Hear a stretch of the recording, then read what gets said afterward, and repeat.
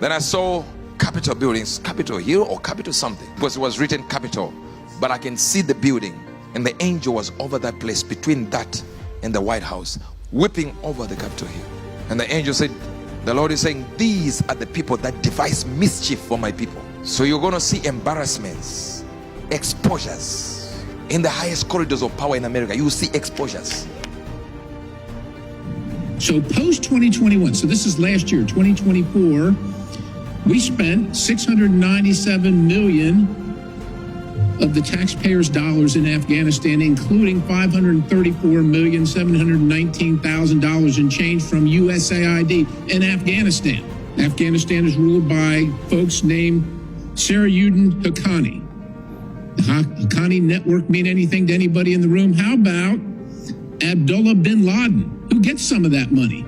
Does that name ring a bell to anybody in the room? Your money, $697 million annually, plus the shipments of cash funds madrasas, ISIS, Al-Qaeda, Boko Haram, ISIS Khorasan, terrorist training camps. That's what it's funding. $1.5 million for DEI in Serbia, $47,000 for transgender operas in Colombia, $2 million. The former ambassador to Guatemala talked to me about this, $2 million for transgender surgeries in conservative country like Guatemala. It's a long list. When USAID funded scholarships for people who became terrorists like Anwar al-Awlaki, we've sent, under the guise of USAID, we sent money to UNRWA, which returned funds directly to Hamas. In blatant violation of U.S. law, the Helms Amendment, PEPFAR has funded abortions and killed babies. What is happening in Africa is just the tip of the pro-abortion iceberg that the Biden administration weaponized aid agencies into.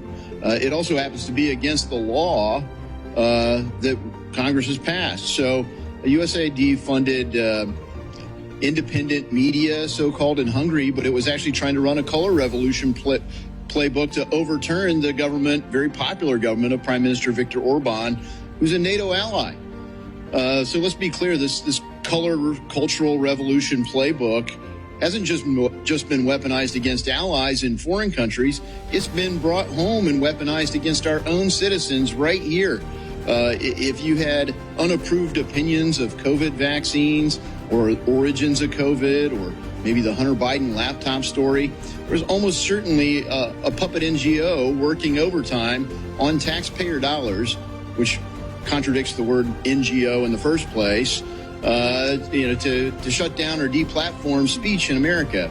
That's a clear violation of the First Amendment. So, look, our staff has heard every day from terrible stories about the abuse of our government in conflict with our own national interest in places like Uganda, where if they don't embrace aborting babies, they will be retaliated against and have aid taken away from them.